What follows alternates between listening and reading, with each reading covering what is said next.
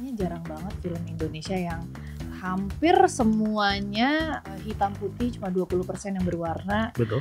Ditambah lagi memang ceritanya rasanya simple tapi very heartwarming ya. Ya, oke, so it's very Kalau saya kebalikannya. Jadi Oh. waktu saya tahu ini hitam putih, saya kayak kalau gitu nggak jadi deh. Sangat mendalami karakter Anda sebagai produser ya. Iya betul. Enggak, waktu dikasih tahu ini hitam putih malah kayak let's do it. Oh gitu, oke. Ada makna kayak tersiratnya. Mungkin ada yang ingin disampaikan lewat penulisan supaya tulisannya itu tidak terlalu linear Oke. dari ceritanya yang dibuat sama Yandi. Jadi dia berusaha menciptakan dua dunia yang nyata dan dunia yang nanti kalian akan masuk ketika kalian semua lihat filmnya.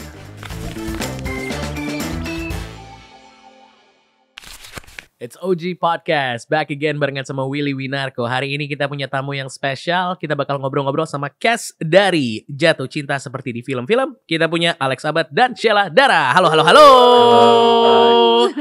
Aduh, gimana kabarnya Mas Alex, Kak Dara? Baik. Terima kasih. Oke. Kak Sheila sama Kak Alex, pertama-tama ini adalah sebuah film yang cukup unik ya. Karena pas aku ngeliat teaser-teasernya katanya bakal menjadi film monokrom atau hitam putih gitu kan. Boleh spill dikit gak sih tentang ceritanya gitu? Ini bakal bercerita tentang apa sih? Go ahead. Ladies first. Ladies first. Aku suka lempar-lemparan seperti ini. Siap. Ya ntar kamu mulai terusin deh. Oke, baik. Jadi film ini menceritakan tentang Bagus, seorang scriptwriter yang akhirnya dapat kesempatan untuk menulis skrip original pertamanya. Oke. Nah, Bagus ini setelah ketemu teman SMA-nya Hana yang baru aja menjanda, dia jadi terinspirasi untuk menuliskan kisahnya bersama Hana menjadi sebuah skrip. Oke. Dalam Gitu. usahanya dia juga untuk Mendapatkan cintanya. Iya. Ibaratnya berenang sambil minum air gitu ya, sekaligus. Masalahnya curhat. Oh iya Nah. gitu.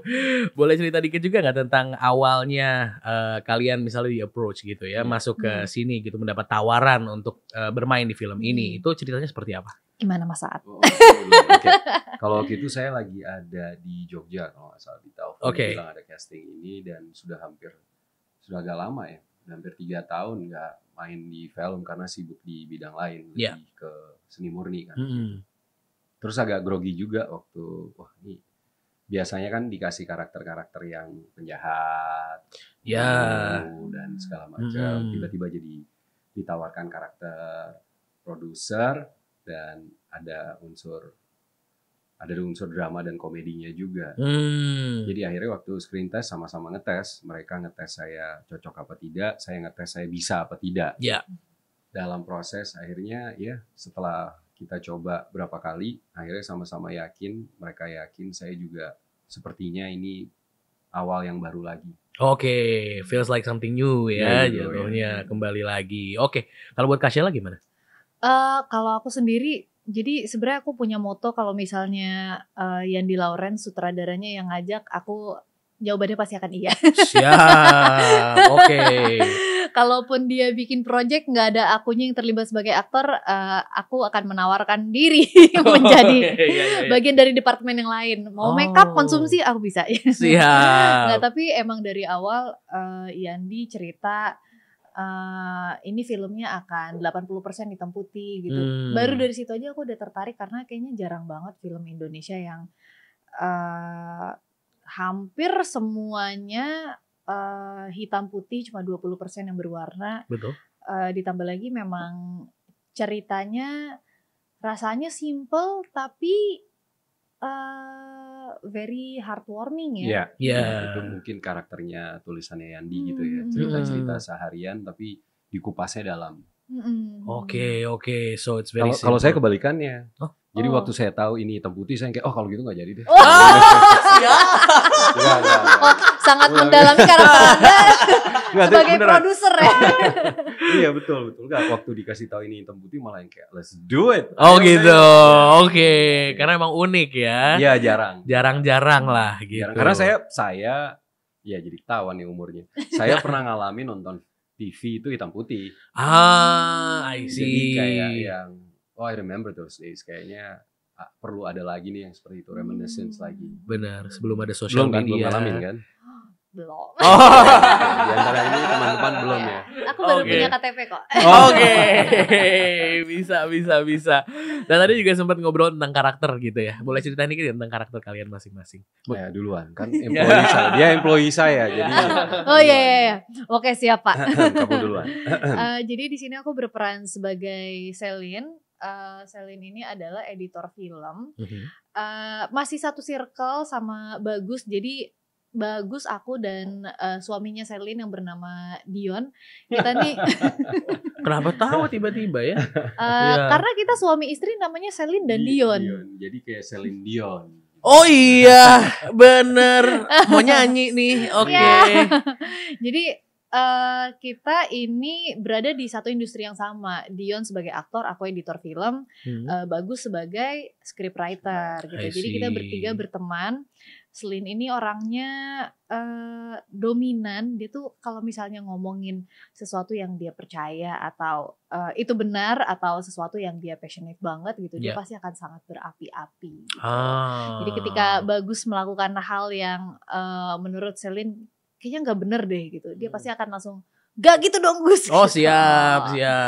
Celine ini juga dipekerjakan oleh Pak Yoram yang diperankan oleh Mas Aan. Kebetulan ketiga karakter yang dijelaskan sama Celine ini, mereka semua kerja di kantor saya. Saya sebagai produsernya mereka dan dia sebagai editor kepercayaan saya. I see. Jadi kebanyakan film-film yang digarap ditulis oleh Bagus, yang mengedit. Oke. Jadi ini ibaratnya satu kantor gitu semuanya ya. Satu universe lah. Iya, satu universe. Oke. Nah, terus untuk dalam film ini juga apakah ada challenge-nya tersendiri? Apakah harus ada pelatihan-pelatihan khusus atau coaching khusus gitu? Kalau selain bela diri ya. Iya, karena memang ini actionnya berat sekali ya di film ini. Kalau buat saya tantangannya lebih ke karakter-karakter ini yang saya perankan terutama itu karakter yang digabung dari beberapa produser yang kita sering temui di dunia entertain. Oke, siap. Ini berarti jadiin satu. Dijadiin satu. Kadang-kadang tuh agak bingung mau ngambil karakter yang mana karena mereka punya gaya bicara yang beda, kebiasaan yang lain. Mau ngambil gaya yang mana, mau ngambil karakter apa ketika di adegan itu aja agak bingung ya. Oke, itu berarti kayak anak-anak yang biasa main film, kru udah tahu gitu ya. Wah, ini kayaknya mirip-mirip sama ini. Iya, jadi kadang-kadang mereka gitu dan saya sendiri berusaha untuk kalau karakter itu digabung seharusnya menjadi satu karakter baru gitu. Cuman dalam proses sepertinya masih ketahuan gitu siapa atau inside jokes lah ya. Jadinya inside jokes gitu. Jadi ya kesempatan saya juga untuk membuat jokes terhadap yang tidak bisa dibuat jokes. Berani juga baru balik lagi. Takut. Oke. Kalau buat Kasyla gimana sebagai Celine? Tantangannya mungkin kayaknya di sini tuh aku kebalikan sama Kanirina. Kalau karena itu kan dia sangat ekspresif gitu kan. Jadi untuk sementara Hana itu kita melihat dia tuh kayak sosok yang lembut. Jadi kalau Kanirina kan banyak diminta oleh Yandi untuk coba turunin dikit gitu. Nah kalau aku kebalikan, aku anaknya sangat tidak dominan. Jadi di banyak scene notes dari Yandi adalah kayak coba naikin. Gitu. Jadi banyak apa ya? Mungkin karena aku aslinya lebih ke followers ya anaknya. Jadi ngikut. Dan aku sangat tidak konfrontatif gitu. Sementara kan Celine sangat kayak teng gitu kan. Jadi challenge-nya di situ. Cuma kita untungnya waktu readingnya lumayan lama ya dan kita sempat ada reading camp juga, sempat nginep berapa hari ya? 2-3 hari ya? Reading campnya 3 hari. 3 hari. Terus ya di situ akhirnya saya bisa ketemu karakter yang sebetulnya yang ada di skrip ini seperti apa dalam proses reading camp itu. Tadinya masih nyari. Iya. Pada akhirnya pas udah ketemu semua gitu ya. Akhirnya Karena bisa. kita kemarin tuh readingnya terpisah semua kan. Iya benar. Oh gitu. Iya, jadi kita readingnya dengan Yandi saja berdua intensif Satu-satu gitu. ya. Iya. Di reading camp itu digabungkan bersama, terus kita baru tahu tuh, oh kalau saya mainnya di level ini bagus seperti apa. I see. Untung kita belum ada scene bareng ya. Belum. Kalau ada itu kantor berantakan. Kamu editing gimana? Iya. Harus diperas emosinya. Waduh. Nggak gitu dong Pak. Lihat Kasela sumbu pendek, nah boleh langsung ditonton nih filmnya. Aduh, dan tadi kan sempat kita bahas juga bahwa ini film monokrom gitu ya, hitam putih gitu. Itu ada challenge sendiri nggak apa yang harus dilakukan? Aku dengar katanya ada yang harus dicat rambut gitu. Ya. Oh ya. Aku tuh sempat jadi Yandi tuh emang buat mengenhance karakter Selin, dia pengen Selin ini rambutnya warna-warni. Oke. Gitu. Kita sempat mikir panjang banget, sempat gontok-gontokan maunya warna apa, sempat ada tercetus merah, hijau, ungu, sampai akhirnya kita settle di biru, sampai bikin page Pinterest juga. Birunya tuh harus yang shade kayak gimana. Pas nonton sih abu-abu ya. Iya, makanya. Iya. Mana? Yandi birunya mana? Iya. Sebenarnya mau ngomong sih waktu itu, cuma nggak tega. Saya cuman waktu itu ngomongnya lebih yang kayak untung ada adegan berwarnanya ya. Iya. Sebenarnya itu juga aku merasa kayaknya harusnya aku nggak penting-penting amat ada di sini tuh. Yandi kesian aja kayak udahlah kasih lah dia scene berwarna satu lah. Toh rambutnya udah diwarnain kan. Tapi emang ternyata aku pikir juga kalau hitam putih untuk pilihan warna tuh lebih santai kan, kayak toh nanti bakal abu-abu juga semuanya kelihatannya. Tapi ternyata mereka udah pikirin tone warnanya, paletnya juga. Punya color palet sendiri, karena ketika dirubah ke hitam putih kan warnanya jadi berubah shade abu-abunya juga berbeda-beda kan. Ada berapa layernya gitu. Jadi malah agak lebih sulit mungkin untuk tim art, makeup dan wardrobe, karena kayak makeup gitu. Aku waktu itu harus tes makeup, foto, terus fotonya difilterin dulu hitam putih. Terus kalau ternyata nggak cocok, makeup lagi, terus dan repeat proses yang sama gitu. Ya kita tes makeup ada 2-3 kali waktu itu. Nah kalau saya malah minta rambutnya diputihin. Jadi biar terlihat lebih in control, lebih dewasa, lebih wise gitu. Cuman Yandi pertama nggak setuju. Akhirnya kita settle-nya di setengah diputihin, setengah enggak. Gitu. Jadi dapat sedikit sama-sama dapat. Tapi ternyata jadi ada range colors lain di hitam putihnya. Wow, jadi memang walaupun hitam putih itu ada ya different shades-nya gitu. Oh iya. Memang dipikirkan gitu. Berarti ada maknanya mungkin ya dalam pembuatan itu jadi hitam putih. Ada makna kayak tersiratnya nggak sih? Kita sampai sekarang juga belum tahu nih kenapa Yandi bikinnya hitam putih. Jadi kita udah panggilin bersama Yandi Lawrence ya, sudah bergabung bersama kami di podcast ya. Thank you. Oke. Mungkin ada yang ingin disampaikan lewat penulisan supaya tulisannya itu tidak terlalu linear. Dari ceritanya yang dibuat sama Yandi. Jadi dia berusaha menciptakan dua dunia yang nyata dan dunia yang nanti kalian akan masuk ketika kalian semua lihat filmnya. Dan dunia itu diwakili oleh warna hitam putih. Nice. Ibaratnya you go into different world gitu ya. Kayak jadi di-immerse di apa ya, jadinya merasa kayak ada di universe beda gitu kali ya jatuhnya. I see. Wow. Pastinya kita nggak sabar ya mau nonton bareng-bareng. Atau bisa dibilang ini Oppenheimer-nya drama. Wow, siap. Sebuah quotes dari Alex Sabat. Yes. Keren anak-anak ya. Nice. Nah kita balik ke karakter dari masing-masing Kasela dulu mungkin ya. Kasela tuh kan berarti Selin punya suami. Itu bagus tadi. Bukan.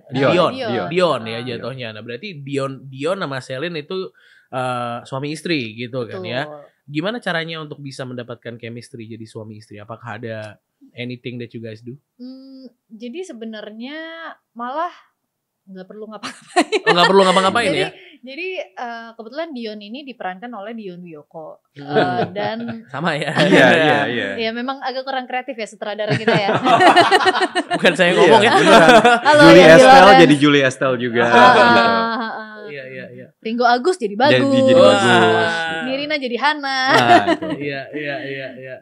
Tapi karena jadi aku sama Dion sebelumnya udah beberapa kali kerja bareng di tempat di project-project yang disutradarain sama Yandi. Oke.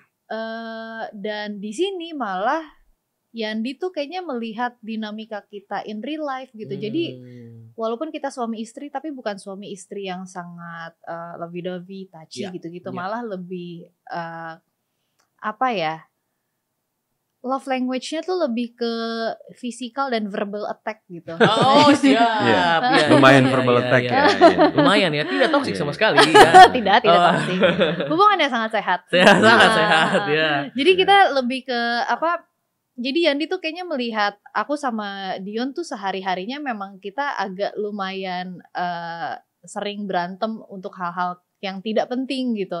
Jadi malah itu yang dimasukin dinamika kayak gitunya dimasukin Yandi ke hubungan kita sebagai suami istri gitu. Jadi agak mirroring kita di real life. Mirip ya.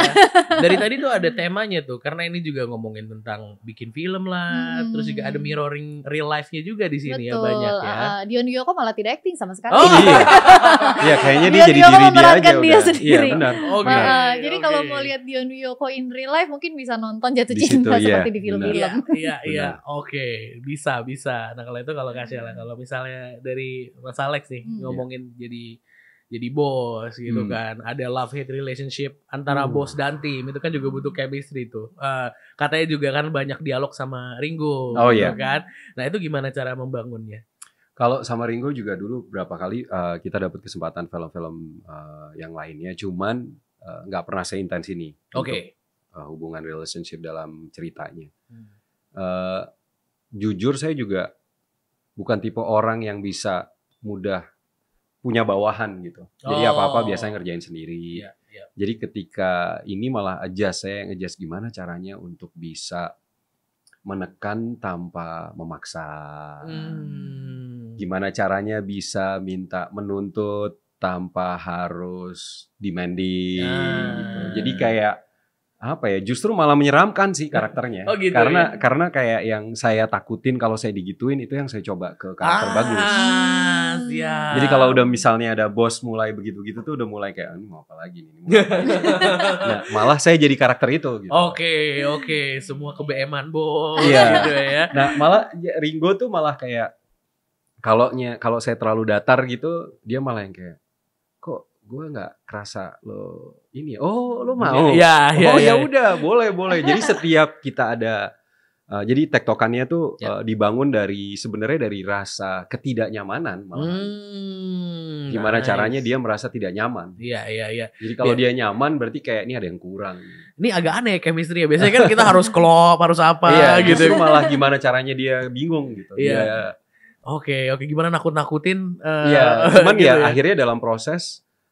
Mau tidak mau karena titik nyamanan itu kalau kita ulang-ulang berapa kali akhirnya kita jadi nyaman terhadap adegannya kan.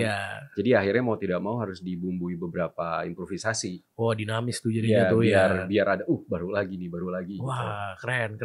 Ini dari tadi sih kalau dari proses syutingnya itu kayaknya cukup unik ya, especially mulai dari hitam putihnya lah, karakternya gitu ya.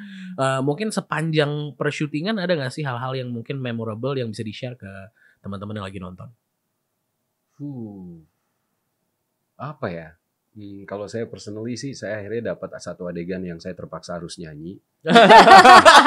Wah, ini menurut aku ini adalah sebuah golden scene ya dari film golden ini. Scene, ya. Sebuah scene yang patut ditunggu. Oke. Jadi sampai sempat mikir tuh kok lagunya nggak enak ya. Ternyata lagunya nggak enak karena saya yang nyanyiin. Jadi waktu kita nonton bareng tuh di luar tuh langsung ngomong ke Yandi dan ke Mita juga kan.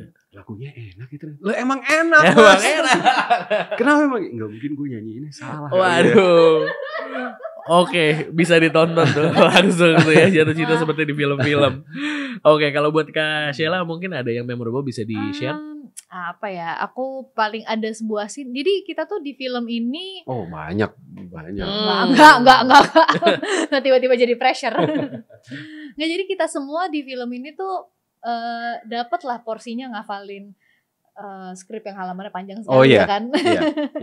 Bener-bener kita semua gitu pasti ada kebagiannya. Nah somehow di bagian aku dapetnya monolog. Oh siap. Nah jadi menurut aku sih sebuah experience ya. Ini aku monolog. Kayaknya ada deh 4 halaman. Dan itu harus diadegankan dengan naik sebuah kendaraan roda 3. Dengan teriak-teriak melawan angin dan kendaraannya bunyinya kayak ketek. Oke, iya. Itu buat aku juga sebuah pengalaman baru ya. Iya, bukan baru lagi sih itu ya. Memang belum pernah. Iya, oke. Itu seru banget. Tapi seru banget dan pas salah satu adegan favorit saya. Nice. Seru. Itu 2 adegan yang mungkin bisa ditonton langsung gitu ya pada saat nanti tayang. Mungkin sebagai closing gitu ya. Kenapa teman-teman Opal Gang di luar sana harus menonton film Jatuh Cinta seperti di film-film? Menurut aku sih ini film yang sangat menarik banget ya karena kayaknya selama ini tuh kita tuh udah lumayan ke brainwash sama banyak film-film yang selalu bilang kayak jatuh cinta tuh harus kayak gini tahu gitu. Kayak jatuh cinta tuh harus grande, harus kayak di film-film kan kalau melamar tuh harus dengan 1 kaki berlutut, harus ada flash mob tarian-tarian teman-temannya gitu kan. Betul. Atau kalau nembak orang itu bawa boombox di depan halaman rumah gitu kan. Emang ada yang gitu ya? Ada. Ada di film. Itu makanya kan di film-film. Itu Payoram. Itu Payoram. Itu Payoram. Payoram. Jadi kayak sementara kan kita sebenarnya in real life kadang kalau proses jatuh cinta itu kadang kan ya dengan ngobrol, kadang mungkin kalau ngajak nikah cuma yang kayak nikah kali ya gitu. Iya lagi bener lagi bawa duren kali ya gitu ya. Kayak gitu kan. Jadi hopefully teman-teman yang nonton film ini juga mungkin nanti setelah nonton jadi bisa ngobrol sama pasangannya atau mungkin sama diri sendiri. Kalau jatuh cinta yang buat gue tuh yang seperti apa ya gitu, yang cocok buat kita tuh yang kayak gimana ya gitu. Oke. Ada realistic take-nya juga gitu ya. Hopefully nanti mungkin cowok-cowok bisa ngajak cewek-ceweknya biar nggak ada ekspektasi. Dilamar pakai flash mob. Siap. Oke. Sekarang saya setelah mendengarkan Sheila udah ada idenya mau ngomong apa. Oke. Gimana Pak Yoram? Kita tunggu. Kita kan selama berapa tahun ini, apalagi setelah lewat pandemi, kita lebih sering dapat film-film yang keluar di bioskop itu isinya tidak jauh dari horor atau dan segala macam. Kalau saya pribadi, ini saya jujur aja ya, selama saya bekerja, dapat kesempatan kerja di film, jarang saya dapat skrip yang seperti ini. Jadi menurut saya ada istilahnya tuh buat saya, ini skrip yang datang 5 tahun sekali.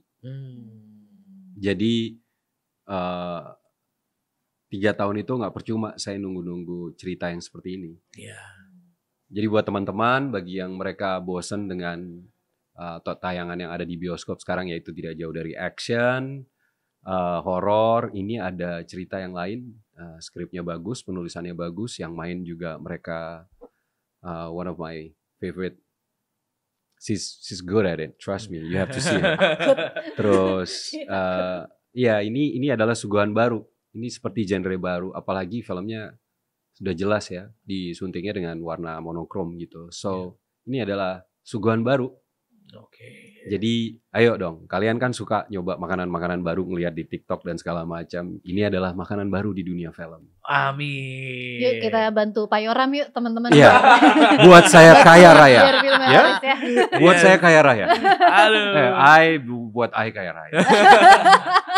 Salah saya. Nice.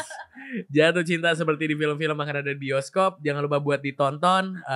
Mas Alex, Kak Sheila, terima kasih banyak sudah hadir di sini. Dan pastinya sukses selalu. Amin. Amin. Jangan lupa follow kita di opal_id dan subscribe di YouTube channel kita. Sampai jumpa di OG Podcast berikutnya. Peace. Bye-bye. Bye-bye.